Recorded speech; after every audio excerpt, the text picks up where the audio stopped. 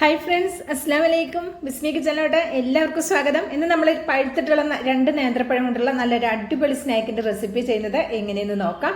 അതിനായിട്ട് ഇവിടെ എടുത്തിട്ടുള്ള 2 നേന്ത്രപ്പഴമാണ്. പഴുത്തിട്ട് തോലൊക്കെ കറുത്തിട്ടുള്ള നേന്ത്രപ്പഴമാണെങ്കിൽ കളയേണ്ട ആവശ്യമില്ല കേട്ടോ. ഇതേപോലെ ഒന്ന് റെഡിയാക്കി നോക്കുകൊണ്ട് നല്ല അടിപൊളി ടേസ്റ്റാണ്. സിമ്പിളാണ് തയ്യാറാക്കി എടുക്കാനും.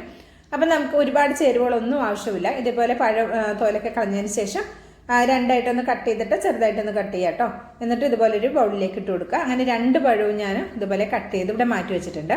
ഇനി നമുക്ക് മധുരത്തിന് ആവശ്യമായ 1 ഉണ്ട ശർക്കര മാത്രമേ ഇതിലേക്ക് ആവശ്യമുള്ളൂ. പഴം നല്ല പഴുത്തതല്ലേ, അപ്പം 1 ഉണ്ട ശർക്കരയും 1/2 കപ്പ് വെള്ളവും കൂടെ ചേർത്തിട്ട് നമുക്കിതൊന്ന് മെൽറ്റ് ആക്കാൻ വേണ്ടി അടുപ്പത്തേക്ക് മാറ്റിയിട്ടുണ്ട്.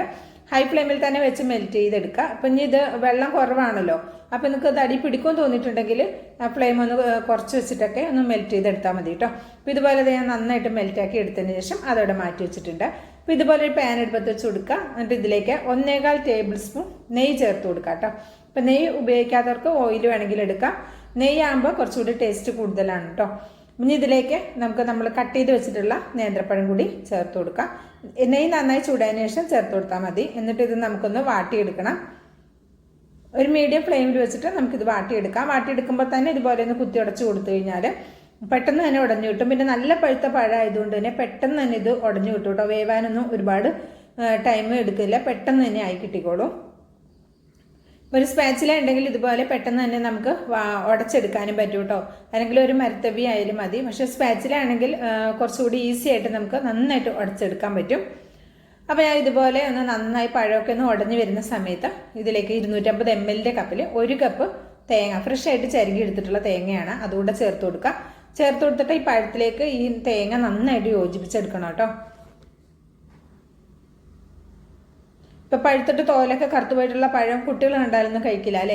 അപ്പം അങ്ങനെയൊക്കെയുള്ള കുട്ടികൾക്ക് ഇതുപോലെയൊക്കെ സ്നാക്ക് തയ്യാറാക്കി കൊടുത്തു കഴിഞ്ഞാൽ നല്ല അടിപൊളിയായിട്ട് കഴിച്ചോളും. ഇനി ഇതിലേക്ക് 1 ടീസ്പൂൺ നിറച്ച് ഏലക്കയുടെ പൊടി ചേർത്ത് കൊടുത്തിട്ടുണ്ട്. പഞ്ചസാര ഏലക്കയും കൂടി പൊടിച്ചിട്ടുള്ള പൊടിയാണ് കേട്ടോ. അതുകൂടെ ചേർത്ത് കൊടുക്കുക. ഇതിലേക്ക് നമ്മൾ മെൽറ്റ് ചെയ്ത് വെച്ചിട്ടുള്ള ശർക്കരപ്പാനി കൂടി ചേർത്ത് കൊടുക്കുക. ശർക്കരപ്പാനിക്ക് ചൂടുണ്ടെങ്കിലും കുഴപ്പമൊന്നുമില്ല കേട്ടോ. അതുകൂടെ ചേർത്ത് കൊടുക്കുക. എന്നിട്ട് നന്നായിട്ട് ഇത് മിക്സ് ചെയ്തെടുക്കുക. ഒരു മീഡിയം ഫ്ലെയിമിൽ വെക്കുക. എന്നിട്ട് പെട്ടെന്ന് തന്നെ ശർക്കരപ്പാനി ചേർത്ത് ഇതൊന്ന് മിക്സ് ആക്കി കൊടുത്തിട്ട് അപ്പോൾ തന്നെ ലോ ഫ്ലെയിമിലേക്ക് മാറ്റുക കേട്ടോ. ഇനി നമുക്ക് ലോ ഫ്ലെയിമിൽ വെച്ചാൽ മതി.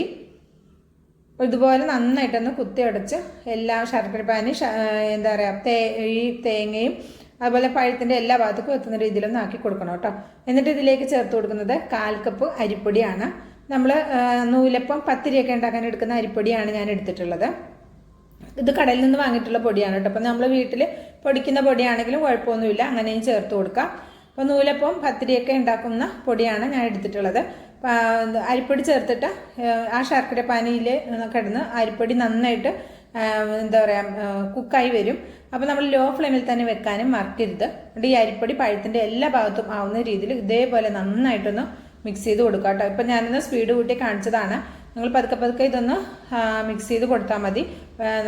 അരിപ്പൊടി അവിടെ ഇവിടെ കിടക്കരുത്, പഴത്തിലേക്ക് നന്നായിട്ട് യോജിച്ച് വരണം. അതേപോലെ നന്നായിട്ട് മിക്സ് ചെയ്ത് കൊടുക്കുക. അതുകൊണ്ടാണ് ഞാനത് സ്പീഡ് കൂട്ടിയിട്ട് നിങ്ങൾക്കിത് കാണിച്ചു തരുന്നത്. നന്നായിട്ട് ഇതേപോലെ നന്നായിട്ടൊന്ന് മിക്സ് ചെയ്ത് കൊടുക്കുക കേട്ടോ. എന്നിട്ടിത് ഫ്ലെയിം ഓഫ് ആക്കിയിട്ട് നമുക്കൊരു പാത്രത്തിലേക്ക് മാറ്റാം. എന്നിട്ട് ചെറിയ ചൂടോടെ നമുക്കിതൊന്ന് കുഴച്ചെടുക്കണം. ഇപ്പം നല്ല കട്ട ചൂടാണ്. ആ ചൂടൊന്ന് കഴിയുമ്പോൾ ഇതുപോലെ ചെറിയൊരു ചൂടാകുമ്പോൾ നമുക്കിതുപോലെ ഒന്ന് കുഴച്ചെടുക്കാം. ഒരുപാട് കുഴക്കേണ്ട ആവശ്യമില്ല, നമ്മൾ അത്യാവശ്യം നന്നായിട്ട് മിക്സ് ചെയ്തിട്ടുണ്ട്. അപ്പോൾ ജസ്റ്റ് ഒന്ന് മാത്രം കുഴച്ചെടുത്താൽ മതി. എന്നിട്ട് നമുക്കിത് ഇഷ്ടമുള്ള ഷേപ്പിൽ നമുക്ക് റെഡിയാക്കി എടുക്കാം കേട്ടോ. നമുക്ക് ഏത് ഷേപ്പാണോ പെട്ടെന്ന് തയ്യാറാക്കാൻ പറ്റുന്നത് ആ രീതിയിൽ നമുക്ക് റെഡിയാക്കി എടുത്താൽ മതി.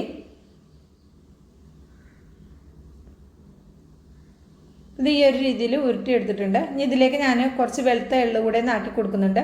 കയ്യിലുണ്ടെങ്കിൽ ചെയ്താൽ മതി, കാണുമ്പോൾ ഒരു ഭംഗിക്ക് വേണ്ടി മാത്രം ചെയ്യുന്നതാണ്. പക്ഷേ ഇത് എള്ളിങ്ങനെ വറുത്തിട്ട് നമ്മൾ ഇതിൻ്റെ ഒപ്പം കഴിക്കാൻ കിട്ടുമ്പോൾ നല്ല ടേസ്റ്റ് ആട്ടോ. എള്ള് പച്ചക്ക് തിന്നുന്നതിലും നമ്മൾ ഇങ്ങനെ വറുത്തിട്ട് അതിൻ്റെ ഒപ്പം തിന്നുമ്പോൾ കുറച്ചുകൂടി നല്ല ടേസ്റ്റാണ് കേട്ടോ. അതുകൊണ്ടാണ് എള്ള് ചേർത്ത് കൊടുത്തത്.